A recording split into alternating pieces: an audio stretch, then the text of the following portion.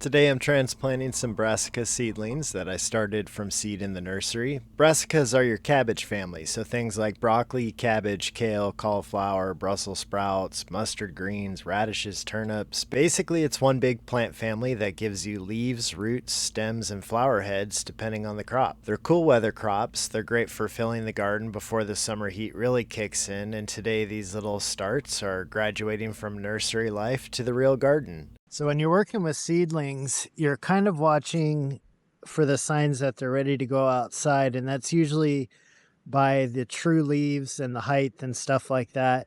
So you can tell the difference between the seed leaves and the true leaves here on the cabbage because you've got these nice little rounded leaves at the bottom, which are your seed leaves, and then you've got the true leaves up top here.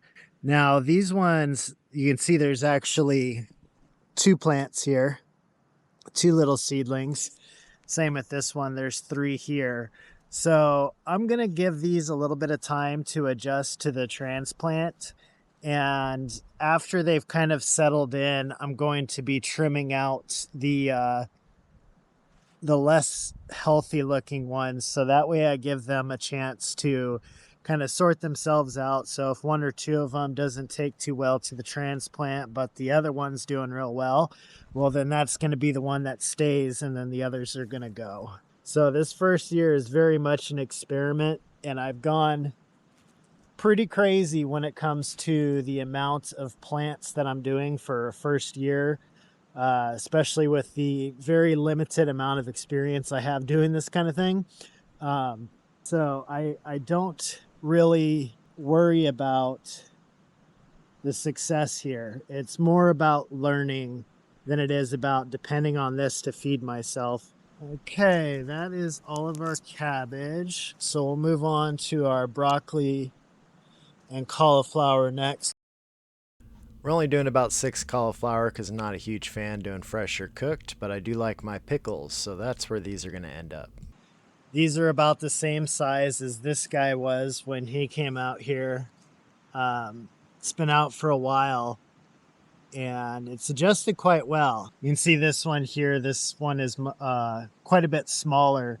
This guy's got much more true leaves. It's got very nice size leaves.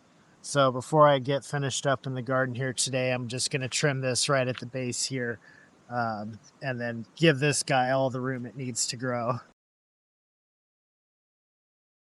I have to water these guys in real good today once we get them all transplanted.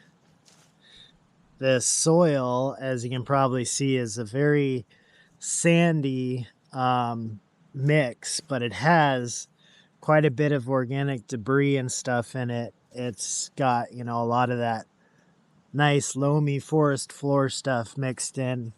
The sand is pretty nice because it does make sure that it drains well. We do get quite a bit of rain out here. So if it was not as sandy, this would certainly be a muddy mess most of the time. Once everything was in, I went ahead and used the watering can to give these guys some good water and soak in those plots before we went ahead and opened up the full irrigation to flood the garden. So this is the basic idea of the flood irrigation. Just let the hose run and it'll fill those channels around our little plots, give it a nice deep soak every so often. That way I'm not having to spray the garden down every couple days. Just gets a nice soak. Now, obviously leaving all this bare dirt everywhere is not ideal. I've been doing my best not to spend money on stuff that I can source right from the property that should work, so this was one of those times. I went ahead and gathered what I'm going to call nature's mulch or compost that I could find sitting around the property. This will help with water retention, feeding the soil, and keeping the weeds down. Well, these guys didn't show up in the last video because they all got just sown directly as seeds, and these are all of our root vegetables. Got radishes, carrots, parsnips, turnips. Here's the cabbage that we went ahead and got transplanted. Got our cauliflower up front here, and then our broccoli in the back. These guys also didn't make an appearance, but this is the bok choy that we've got growing. Right behind that is our kale. And then I had this sneaky little broccoli plant that made it into one of my lettuce cells and just kind of ended up out here randomly. I also recently went ahead and sowed these seeds for some more root vegetables. More beets, parsnips, turnips, and radishes, and a few more cabbages in the back. We can kind of extend our season out here in the shaded garden. It's right by the creek, so it stays pretty cool out here for the most part. It's hard to say for sure if these guys are on track with the growth. I feel like the lean soil has made it a bit harder. And then also they don't get a ton of sun during the day and the afternoon. So I think maybe that lower light's kind of made it a bit of a struggle for them. Also the watering. I was doing pretty low watering at first because we were getting so much rain. But when the rain mellowed out, I kind of kept on not watering them as much as I should.